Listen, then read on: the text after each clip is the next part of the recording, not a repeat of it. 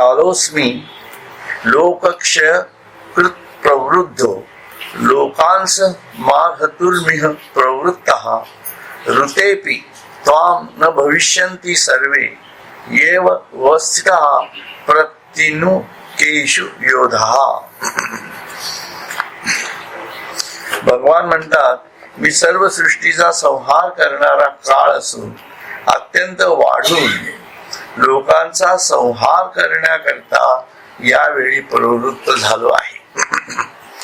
तुम्हाला सोडून शत्रूच्या सैन्यात जे थोर योद्धे दिसत आहेत ते सर्व नाहीसे होणार आहेत.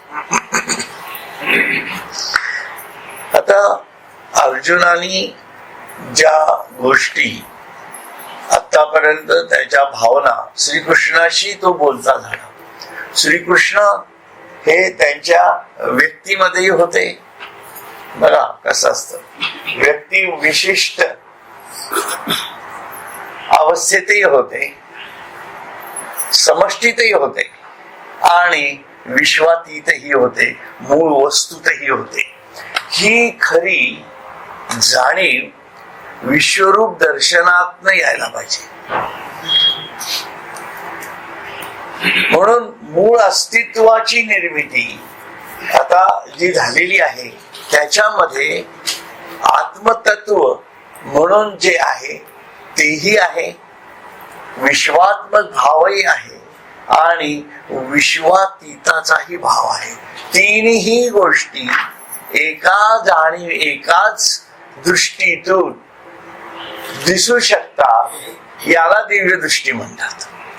श्रीकृष्णाने अर्जुनाला दिव्य दृष्टी दिली म्हणजे नेमकं काय दिलं की त्याला या तीनही स्थिती आणि त्यातही सगुणातीत म्हणजे व्यक्तिविशिष्ट श्रीकृष्ण दिसत होताच, जो अंतर्यामातल्या जाणीवेतून अतिमानसिक विज्ञानमय पुरुषही होता.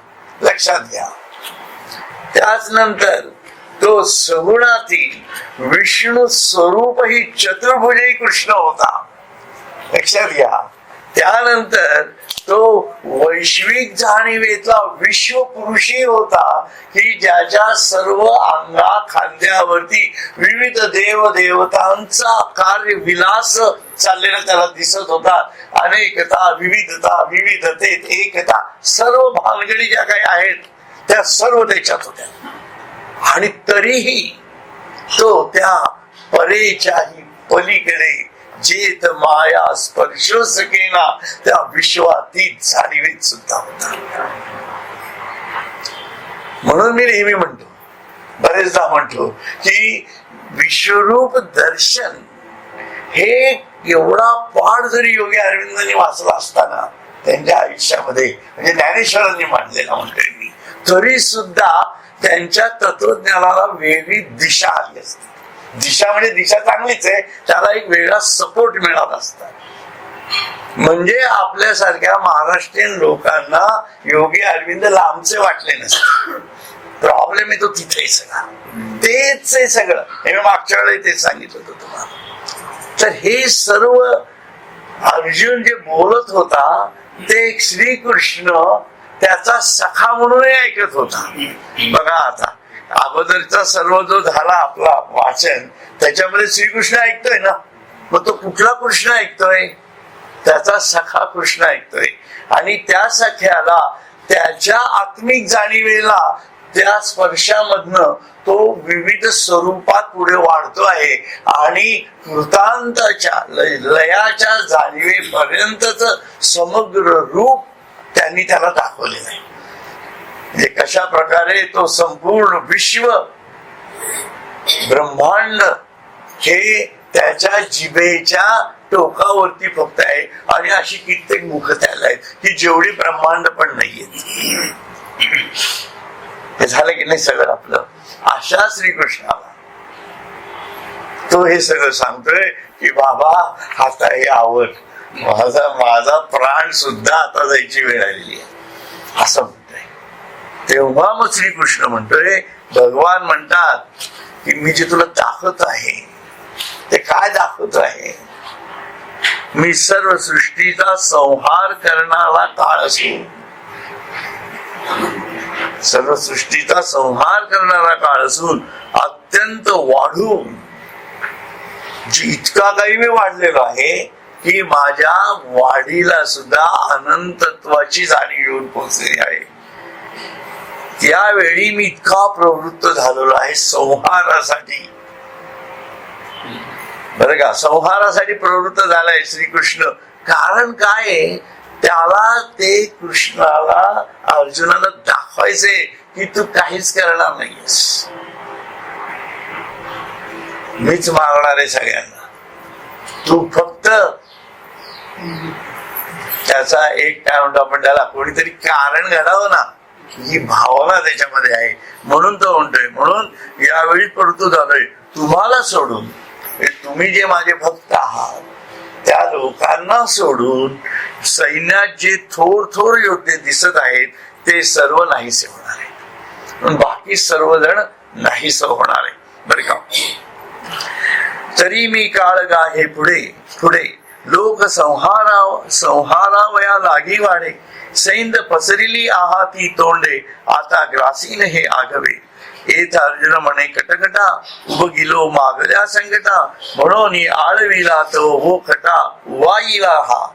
तेवेची कठीण बोले आस तुटी, अर्जुन होईल हिमपुटी, म्हणून सवेची म्हणे किरीटी, परी आन एक असे.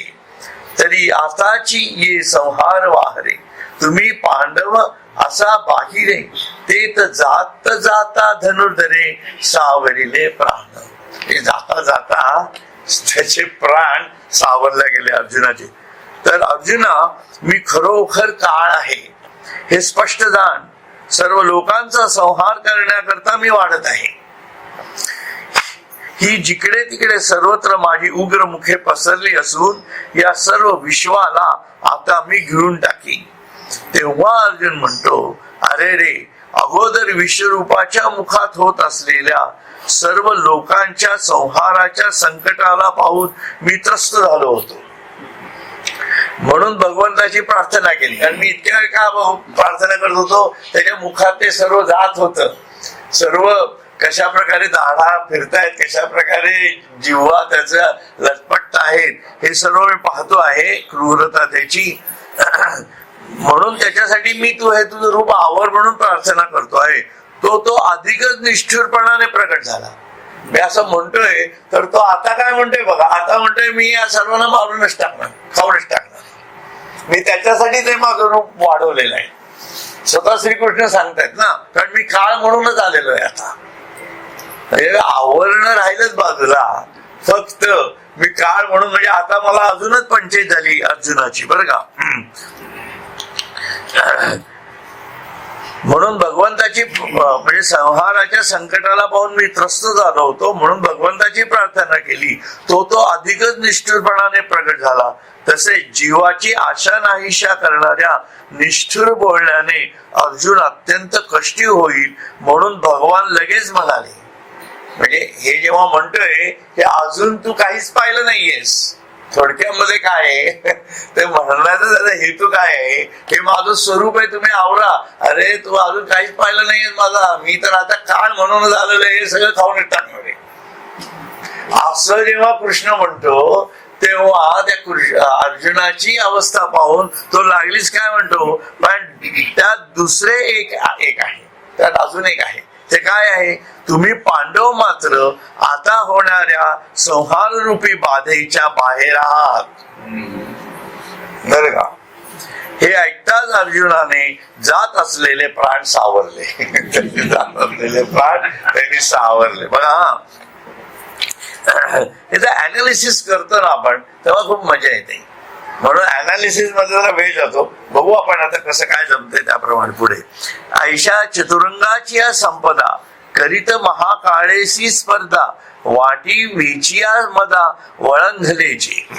हे जे मिळून या मेळे कुंतती वीर वृत्तीचे बळे, जयावरी गजदळे वाखाणी जताती.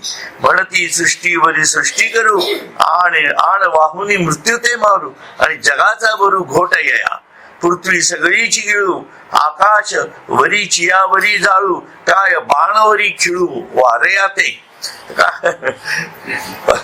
पराक्रमाच्या मदाने नाही कुठलं गेलं 458 ना, कुठलं आपलं चाललं तर 455 वाचायला पाहिजे होतं. मी नंतरच वाचलं जरा 55 वाचायला पाहिजे होता. मरण महामारी मे गेला, तो मागुता सावध जाहला, मग लागला बोला चित्त देऊ, ऐसे म्हणत आहे देवे अर्जुना माझे तुम्ही हे जाणावे, येर जाण मी आगवे सरलो ग्रासू, वज्रानळी प्रचंडी जैसी घापे लोण्याची उंडी, तसे जग हे माझ्या तोंडी तुवा देखिले जे, तरी त्या माझारी काही भरवसेनी उडे नाही, ये वायांची सैन्य पाही वल्गीजत आहाती.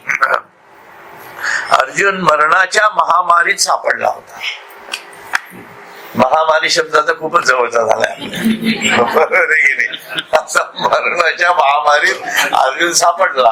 आपलं सुद्धा काय होतंय बघा, साधा देवाचं नाव घेणं सुद्धा अवघड होऊन बसलं. आपल्याला एकट्यालाच घ्यायचं म्हणजे इतकं एकांतात पाठवतोय देव बघा.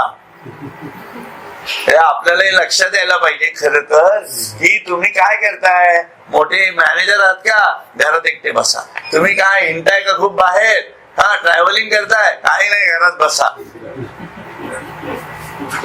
ईश्वर दाखवतोय आपल्याला आपली जागा.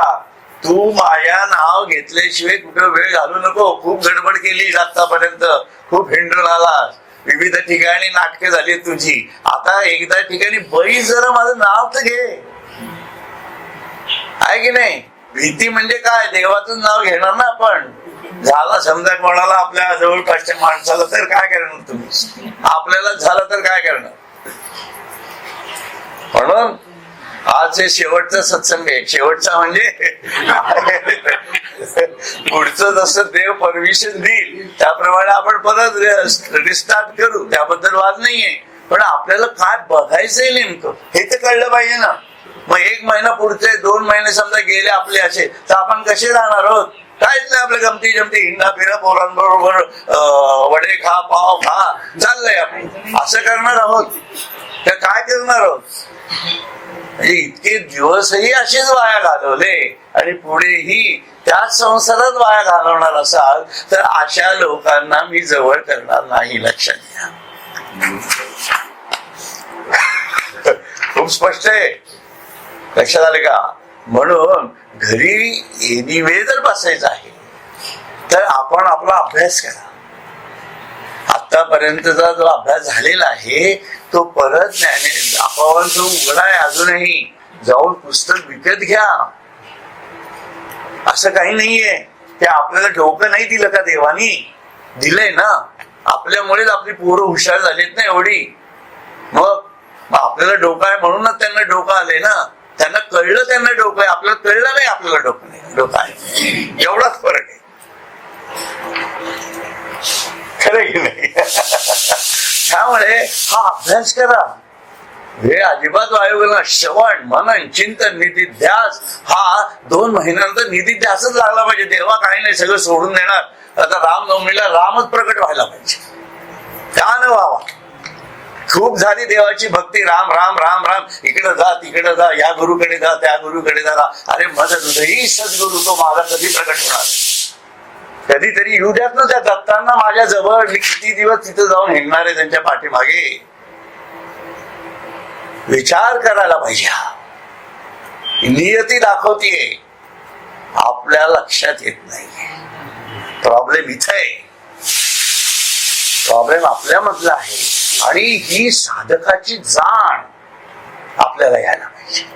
लक्षात घ्या. म्हणून ही जी महामारी आहे ही महामारी वेगळ्या कारणासाठी आपण वापरा. आपल्यातल्या इच्छा वासनांच्या मागे महामारी लावा.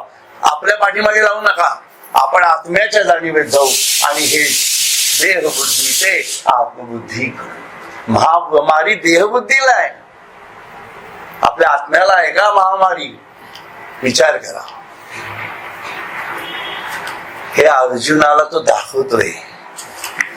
का दाखवतोय हे कसं मरतय सगळं हे तो दाखवतोय. आणि तुला काहीच करायचं नाहीये, तुम्ही काय करणार आहात, आपण काय करणार आहोत त्याच्यात? अर्जुनाला काही करावं लागलंय का? कृष्ण खूप नीतिज्ञ होता, लक्षात ठेवा. त्याने प्रत्येकाला त्याच्या कृतीच्या अगोदर त्याला पाठ ठार करून टाकलेला आहे. तेव्हा कर्णाला युद्धावर पाहायच्या अगोदर त्याला पूर्ण मारूनच टाकला होता की नाही?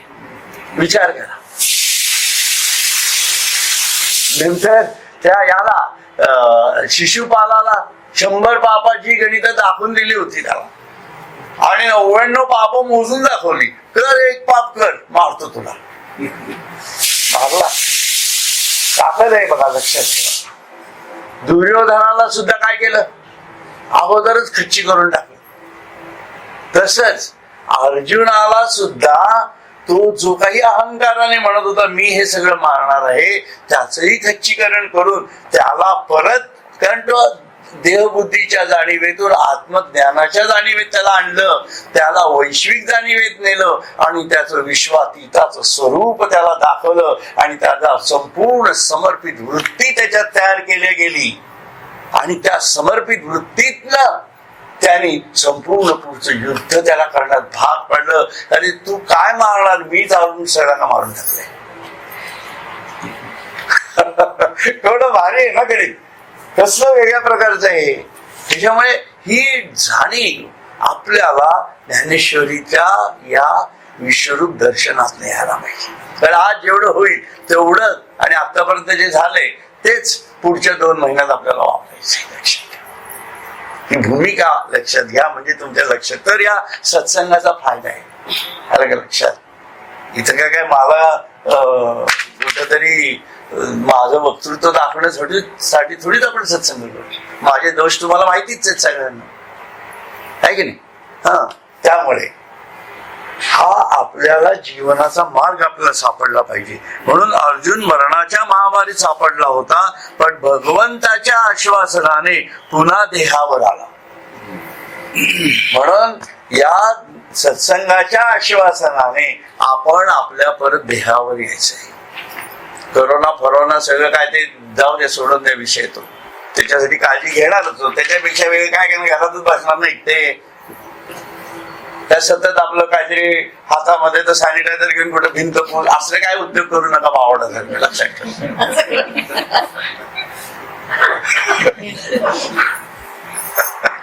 आणि वेळ घालवू नका वाया.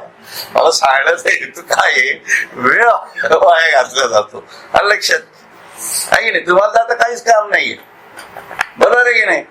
फक्त काय पाळणार असेल म्हणजे आहे ना, आहे का ते आहे. लहान मुलांना काही प्रॉब्लेम नाही एकत्र राहण्याला, कारण ते वाढणारे असतात म्हणून. एनिवे, तर सांगायचं तिथं जाऊ दे देहावर. आणि मग भगवंताच्या आश्वासनाने पुन्हा देहावर आला, आणि मग भगवंताच्या बोलण्याकडे चित्त देऊ लागला. म्हणून तो भगवंताचं लक्ष द्यायला लागला. देव असे म्हणू लागले की अर्जुना, तुम्ही माझे आहात हे लक्षात असू दे, बाकीच्या सर्वांना ग्रासण्याकरता मी प्रवृत्त झालो आहे, बर का? आणि प्रलय कालाच्या प्रचंड अग्नीमध्ये ज्याप्रमाणे लोण्याचा गोळा घालावा, त्याप्रमाणे हे संपूर्ण जग माझ्या तोंडात जात आहे. हे जे तू पाहिलेस, हे आता तू पाहिलेस, तुझ्या अनुभवात आलंय, हे कसं मरणार आहे सगळं, लक्षात घ्या. म्हणून त्यात तर यत्किंचितही अन्यथा होणार नाही. दोन्हीकडील सैन्य व्यर्थच आपल्या पराक्रमाची खुशारकी मारत आहेत. त्यात हा शब्द खूप महत्वाचा आहे हा त्यांचा. ते काय म्हणतायत बघा, तरी तया माझारी काही भरवसेनी उडे नाही, बर का? ये वायाची सैन्य पाही वल्गीजत आहाती. म्हणजे त्यात तर यत्किंचितही अन्यथा होणार नाही. म्हणजे हे जे मी करतो आहे हा निर्दोष न्याय आहे, लक्षात ठेवा. रुतत निर्दोष न्याय ही जी जाणीव आहे आपल्याला, ही ईश्वराच्या दरबारातला हा निर्दोष न्याय आहे. कारण हे मी अन्यथा करत नाही. अन्यथा शब्द वापरला ते, उगाच करतोय का मी, उगाच मला काय भूक लागली म्हणून खातोय की काय, असं नाही. अन्यथा नाहीये, देयर इज रिझन. म्हणून परमेश्वराच्या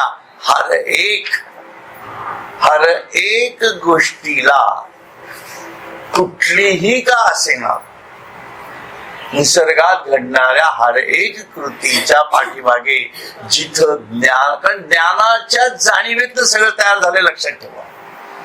म्हणून मी मागे तुम्हाला जे उदाहरण दिलं होतं की संपूर्ण ज्ञान म्हणजे आपलं जे काही हे आहे, काय म्हणतात, मंत्री, काय सेंट्रल मिनिस्ट्री, कुठली शैक्षणिक खातं, शैक्षणिक खात्याचं जे सेंट्रल मिनिस्ट्री आहे त्यांच्याकडे सर्व ज्ञान आहे या समाजाला काय द्यायचंय ते. मग त्याचे त्यांनी तुकडे तुकडे तुकडे तुकडे केले ना, त्याच्यातनच युनिव्हर्सिटीज तयार झाल्या ना, त्यातनच पुढे SSC बोर्ड तयार झाले, माध्यमिक शाळा तयार झाल्या, त्यातनच पुढे 5वी ते 1लीच्या झाल्या, त्याच्यानंतर मॉन्टेसरी झाल्या, सिनियर KG ज्युनियर KG झाल्या, आणि त्याच्याही पुढे अजून ते विभागत गेलं तर लहान मुलांची खेळणी घरं पण निर्माण झाली, आहे की नाही. म्हणजे एवढं मोठं ज्ञान कशा प्रकारे तुकड्या तुकड्यातनं वाटण्यात गेलं. म्हणजे 6वीतलंही ज्ञानच आहे, ते ज्ञान त्या ज्ञानाशी जोडले, पण तेही मर्यादित आहेच. पण जे ज्ञान आहे 6वीतलं ते त्या 6वीच्या जाणीवेसाठी संपूर्ण आहे. ही जी काही वाटणी आहे या जाणीवेतून मी जे काही करतो आहे त्या प्रत्येक व्यवस्थेला ज्ञानाची पार्श्वभूमी लक्षात ठेवा. ईश्वराच्या कुठल्याही कृतीमधनं आपल्याला ईश्वराचं ज्ञान बघता यायला पाहिजे. म्हणून हा जो काही सगळा सध्याचा सामाजिक प्रवाह सुरू झालेला आहे याच्यामध्ये सुद्धा ईश्वराचं ज्ञान कसं आहे हे कळलं पाहिजे. एक एवढंस न दिसणारा मायक्रो एलिमेंट संपूर्ण समाज व्यवस्था सळोपळ करून सोडते. येणाऱ्या बातम्या, कळणारे आकडे याच्यापेक्षा खूप हजारो लाखो आकडे मोठे आहेत, लक्षात. हा फार मोठा नरसंहार होतोय. कोणाच्या मार्फत? एका मायक्रो एलिमेंटची केवढी ताकद आहे बघा. कारण त्याच्यात ते ज्ञान आहे आणि त्या ज्ञानाला वेगळ्या दिशेने प्रवाहित केलं आहे, काळावरती नियंत्रित केलं आहे, लक्षात ठेवा. त्यामुळे या काळाच्या नियंत्रणातनं तो फिरून त्याचं तेवढं कृत्य पूर्ण करणारच करणार. त्याप्रमाणे मी पण काळ स्वरूपात आज इथं तुझ्या समोर उभा आहे. हाच काळ आहे की हा संपूर्ण जो तुमचा युद्धाचा परिसर भरलेला आहे हे सर्व मरणार आहेत, लक्षात ठेवा. तू कोण मारणार? तू कोण मारणार? फक्त तू माझा आहेस. म्हणून तुझ्या मार्फत मी ही कला करून घेणार आहे. आणि ही मारण्याची पण माझी एक वेगळी कला आहे, जी 17वी कला अजूनही कोणाला कळलेली नाही, लक्षात ठेवा. जन्माची ही कला कळली नाही आणि मारण्याची ही कला कळणार नाही. म्हणून सर्व कलातीत असं ते सद्गुरु स्वरूप आहे हे कळलं पाहिजे, आहे की नाही. बरोबर तिथे येतं की नाही सगळं? बरोबर तिथे येतं बघा. म्हणून अन्यथा होणार नाही. दोन्ही गली सैन्य वर व्यर्थच आपल्या पराक्रमाची फुशारकी मारते. ते उगाचच बडबड करतायत. काय करतायत बघा. मगाशी वाचन झालं ते आता जाऊ देत, हेच वाचतो पुढचं मराठीतलं. पराक्रमाच्या मदाने मत्त होऊन अशा या चतुरंग सैन्य संपत्तीच्या बळावर ते कृतांताची स्पर्धा करीत आहे. म्हणजे प्रत्येक जण जो काही तिथला हे आहे, त्यावेळेला भीष्म असतील, द्रोणाचार्य असतील किंवा इकडचे बाजूचे पांडवांचे बाजूचे जे असतील ते प्रत्येक जण काय म्हणत असेल, आम्ही आता हे सर्व मारून टाकणार. जसं पाकिस्तान म्हणतो की आम्ही भारतावर अणुबॉम्ब टाकणार आहोत, भारत म्हणतो टाकून दब. दोघही लढतायत, आहे की नाही. त्या अमेरिकेत तेच चाललेलं आहे. तो पण तो असा बुटका, तो काय तरी नाव नाही म्हणून, इराक नाही कोरियाचा किम जोंग. तो मला असंच काहीतरी चाललेलं. इकडे लोक मारतायत किंवा हा आपलं तिथं सोडतोय. रॉकेट्स अण्वस्त्र. एनिवे, तर ही कृतांताची स्पर्धा करीत आहेत. असे हे सैन्याचे मिळालेले समुदाय पराक्रमाचे बळ आणून पराक्रमाचं बळ आणतायत. बघा आम्ही की दुर्योधनात कसं आहे, बघा मी केवढं सैन्य जमवलंय, असं बळ आणतायत. आणि ते बळ आणतायत कसं कुंथून आणतायत. कुंथणे शब्द खूप भारी वापरला की नाही. कुंथू लागले आहेत आणि यमापेक्षाही आमचे गजदळ श्रेष्ठ आहे अशी त्यांची प्रशंसा करतात. यमापेक्षाही आमचं गजदळ हे श्रेष्ठ आहे. हे म्हणतात की या सृष्टीवर दुसरी सृष्टी निर्माण करू, पैज बांधून मृत्यूला मारू आणि या सर्व जगाचा घोट भरू. एवढा त्यांच्यात अहंकार भरला आहे की आम्ही पैज लावून आम्ही प्रतिसृष्टी निर्माण करू. आहे की नाही. ते DSK विश्वनी केली प्रतिसृष्टी, गेला कुठे गेला बघा. आहे का, कुठली सृष्टी राहिली त्याची, सगळं अदृष्टच झालं. ते अदृश्य झालं की नाही. त्याच्यामुळे असे नसत्या वर्गना करण्यात काही अर्थ नाही. लक्षात घ्या, आपला पोज, आपली जागा, आपलं डोकं, आपलं शरीर सगळं जरा जाणीवेत ठेवण्याचा प्रयत्न करावा. लक्षात आलं. त्यामुळे नाही त्या ठिकाणी आणि ते कृष्णासारख्या अस्तित्वाच्या ठिकाणी असं करणं म्हणजे किती चुकीचं झालंय बघा. आणि त्या समोरच्या समुदायातल्या कौरवांच्या बऱ्याच जवळजवळ सर्व मोठ्या लोकांना माहिती होतं कृष्ण काय आहे ते. सर्वांना माहिती होतं कृष्ण काय आहे ते, तरी त्याच्या समोर लढायला आले. त्याच्या समोर म्हणजे अर्जुनाला फक्त पुढे केलं होतं, मागे कृष्णच बसला होता त्याच्या. असं गणित. सर्व पृथ्वी गिळू, वरच्या वर आकाशच जाळू व वाऱ्याला देखील बाणाने जखडून टाकू. त्याची अस्त्र तशा प्रकारची होती. बघा ना, वाऱ्या अग्नीपेक्षा कुठे गेलं, सर्व पृथ्वी गिळू, वरच्या वरच आकाश जाळू व वाऱ्याला देखील बाणाने जखडून टाकू. म्हणजे आम्ही इतकं त्याच्यावरती येणं. आता साधं बघा, तो एक व्हायरस आपल्याकडे आला आहे तर त्याला काय कसं जखडणार हा प्रॉब्लेम चालू आहे. सगळ्याला बंदिस्त करून टाका, 144 कलम लावा, हे करा ते करा, सगळं चालू झालेलं बघा. आहे की नाही. मग असं आपण, आणि तरी आपण म्हणतो आहोत की याच्यावरती आम्ही करोनावर विजय मिळवू. अरे कसला विजय मिळवत आहेस तू. हा लोकांना एक सांघिक भावना म्हणून ठीक आहे, त्याच्याशी विरोध आहे असं नाही माझं म्हणणं, पण तुमची आहे का तरी एवढी ताकद. कशावरती विजय मिळवायला निघाला तुम्ही. करोनावर मिळणार आहे का तो. थोडा विचार करावा माणसाने. लक्षात घ्या, हा ही संकट आलंय, देवा आम्हाला या संकटातनं वाचव, ही वृत्ती तयार होत नाही, पण तरी आम्ही मिळवू. तू कोण मिळवणारा बेट्या, तूही जाशील त्या करोनात. लक्षात घ्या, इतकं विचित्र आहे. म्हणून आपण कुठल्या सत्याच्या बाजूने जगतो आहोत हे पाहणं खूप गरजेचं आहे. आणि हे अंतर्मुख होऊन अंतर्दृष्टीने एकांतात बसण्यासाठी घरात बसा. लक्षात घ्या, आपल्या बाजूला करोना बसलाय म्हणजे तुम्ही जाणारच नाही कुठे. म्हणजे आपण आहे की नाही, असं समजा ना, काय हरकत काय.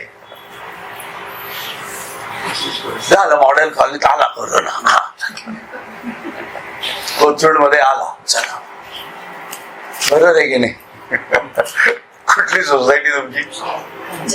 हा नका येऊ दे. तर हे असं सगळं चालू आहे त्याचं.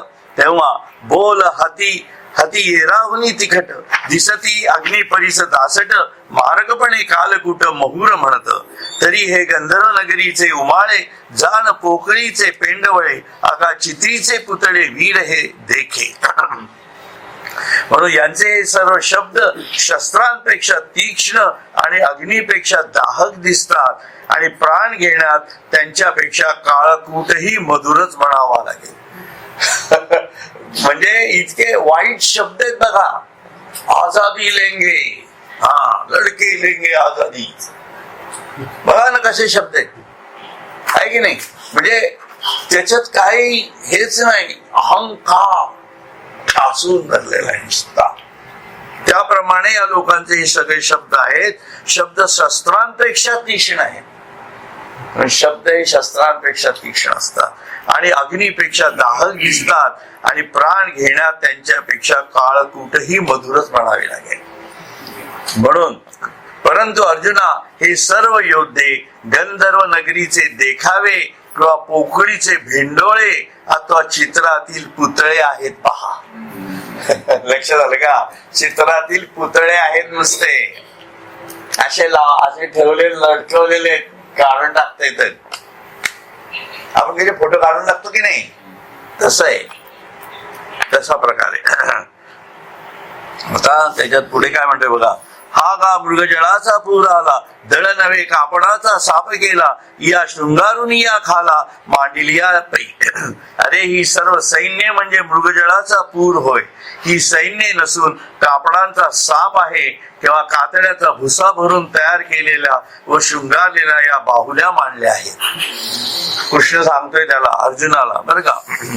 हा गा मृगजळाचा पूर झालं ते येर चेष्टविते जे बळ, ते मागाची मिया ग्रासिले सकळ, आता कोल्हेरीचे वेताळ तैसे निर्जीव हे आहाती. हालविती दोरी तुटली परी ती खांबावरील बाहुली, भलतेने लोटली उलथोनी पडती. बाकी हालचाल करणारे जे बळ ते मी पहिलेच घेऊन टाकले आहे. यांचं जे हालचाल करण्याचं म्हणजे यांचे जे प्राण आहेत ना, हे सर्व प्राण मी ऑलरेडी खाऊन टाकलेले, घेऊन टाकले. आता हे सर्व सैन्य कुंभाराने केलेल्या मातीच्या वेताळाप्रमाणे निर्जीव आहे.